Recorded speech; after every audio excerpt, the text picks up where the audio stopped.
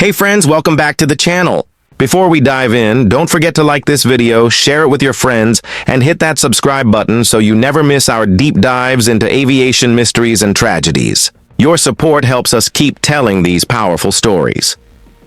Today, we're going to talk about a tragedy that's rarely spoken about in the United States, but it remains one of the darkest days in aviation history. It's a story of technology gone wrong, human error, and heartbreaking fate.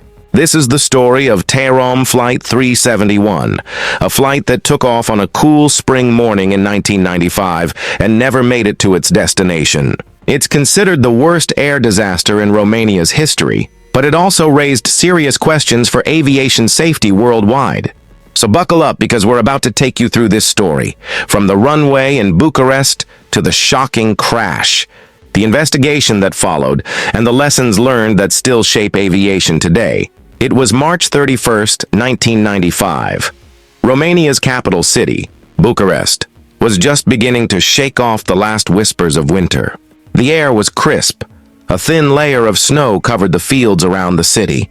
And at Otopeni International Airport, preparations were underway for another day of flights connecting Romania to the rest of the world. Among these was Tarom Flight 371, an Airbus A310 324 scheduled to fly to Brussels, the capital of Belgium. For most passengers, it was just another routine flight. Businessmen heading to meetings, families traveling for vacations, tourists eager to explore, and diplomats making international connections. On board were 60 souls, 49 passengers and 11 crew members. They came from Belgium, Romania, the United States, Spain, France, Thailand, and the Netherlands. Each had their own story, their own plans, their own dreams. But tragically, none of them knew that this journey would be their last. The aircraft was an Airbus A310 324, registered as YRLCC. At the time, it was considered modern and reliable, designed for medium to long-haul routes. This particular plane, however, carried a troubling history. Before Tarom acquired it in 1991, it flew for Delta Airlines in the United States. Both airlines had reported a recurring issue with its autothrottle system. The autothrottle is a crucial piece of technology that automatically controls engine power, helping pilots manage thrust during different phases of flight. But on this aircraft, there had been multiple cases where the left engine would suddenly slip into idle mode right after takeoff. Idle mode meant the engine was producing almost no power, like a car stuck in neutral while trying to climb a hill. This problem had been flagged multiple times. Maintenance crews had tried to fix it, and for a while the problem seemed to vanish, but it was never fully resolved. It was like a ticking time bomb hidden deep inside the aircraft's systems. In the cockpit were two very experienced pilots. The captain was Liviu Batanoiu, a respected figure at Tarom with more than 14,000 hours of flying experience, including nearly 2,000 on the Airbus A310, calm. Capable and confident, he was trusted by colleagues and passengers alike. Beside him sat First Officer Ionel Stoi. He too had an impressive record with nearly 9,000 flight hours. But there was one crucial difference. Most of his flying experience was on Soviet-designed Tupolev Tu-154 aircraft. The Airbus A310, a Western-built jet with very different cockpit instruments and layout, was relatively new for him. He had logged only about 650 hours on this type. That difference would prove critical.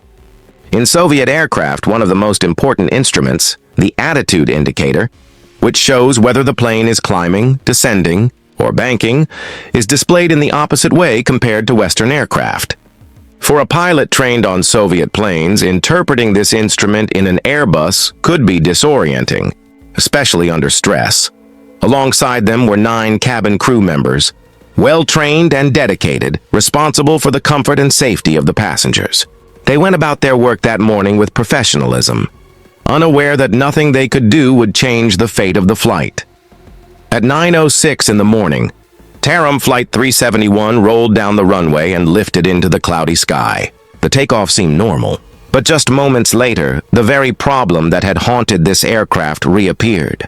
The autothrottle malfunctioned, and the left engine dropped into idle mode, while the right engine continued producing full power. The imbalance created a dangerous yaw and roll to the left. Inside the cockpit, alarms began to sound. Captain Batanoyu noticed immediately.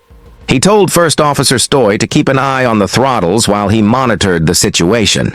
But then, just 50 seconds after takeoff, something unimaginable happened. The captain fell silent. Stoy tried to get his attention. "Captain, Liviu? What happened?" There was no reply. The voice recorder captures his repeated calls, but there is only silence in return.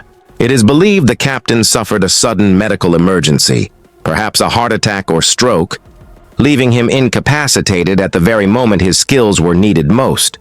Now the fate of the aircraft rested solely on First Officer Stoy. Alone in the cockpit, facing a failing engine, climbing through thick clouds with no visual references, and staring at instruments that still felt unfamiliar to him, he was thrust into an impossible situation. The auto-throttle problem was known to airlines like Swiss Air, which had developed a clear procedure for dealing with it. But Airbus's official manual didn't include those instructions, and Tarom's pilots hadn't been trained for this exact scenario.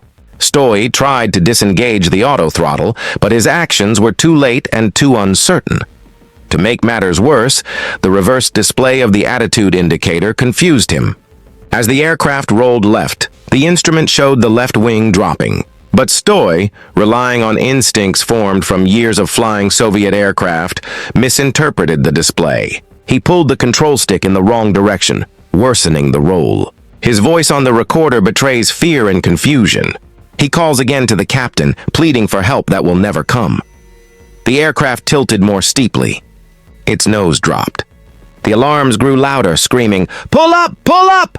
The ground approached rapidly, invisible through the thick clouds. Stoy struggled, but alone and disoriented, he couldn't correct the aircraft's path. At 9:11 a.m., just 2 minutes after takeoff, Tarom Flight 371 slammed into a field near the village of Balotesti, north of Bucharest. The impact tore the aircraft apart, carving a crater nearly 20 feet deep and scattering wreckage across hundreds of meters. The explosion and fire left nothing recognizable. All 60 people on board were killed instantly. It was Romania's deadliest air accident, a tragedy that stunned the nation and echoed across the aviation world. Investigators from Romania, joined by experts from France's Bureau of Inquiry and Analysis, began piecing together what happened. Their findings were grim.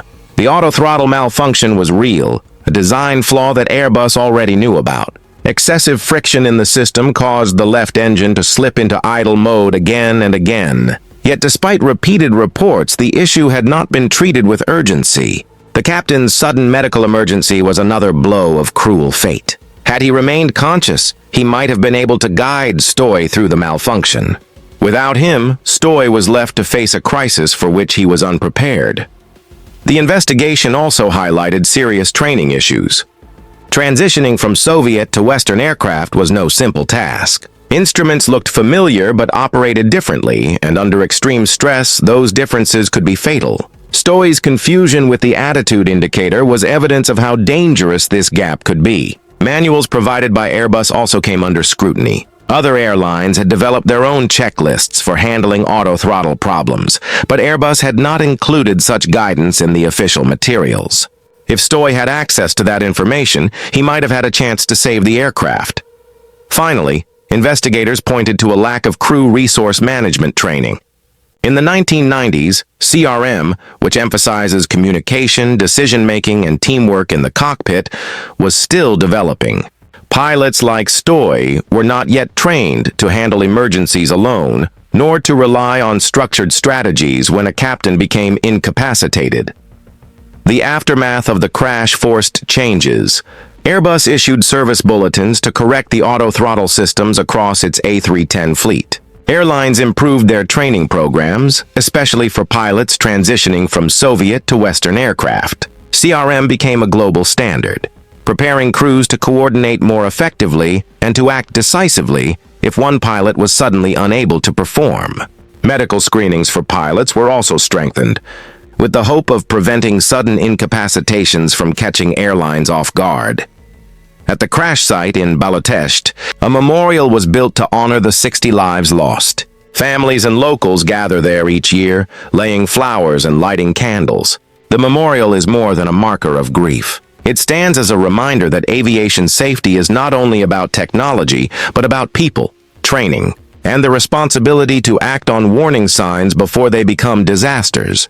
The story of Tarom Flight 371 teaches us difficult but vital lessons. Technical issues, even small ones, should never be brushed aside. Pilot training must be thorough and adapted to the specific challenges of different aircraft. Medical preparedness and crew cooperation are essential. And above all, aviation is an industry where every detail matters, because the cost of neglect can be measured in human lives. This tragedy was a combination of bad luck, poor timing, and systemic flaws. It claimed 60 lives in a matter of minutes, but the lessons learned from it have made flying safer for millions since. So what do you think? Could this disaster have been prevented if Airbus had acted sooner on the auto-throttle problem, or if training standards had been better prepared for cross-cockpit differences? Let us know your thoughts in the comments below. And once again, don't forget to like this video, share it with your friends, and subscribe for more stories from aviation history. Until next time, stay safe and keep looking up at the skies.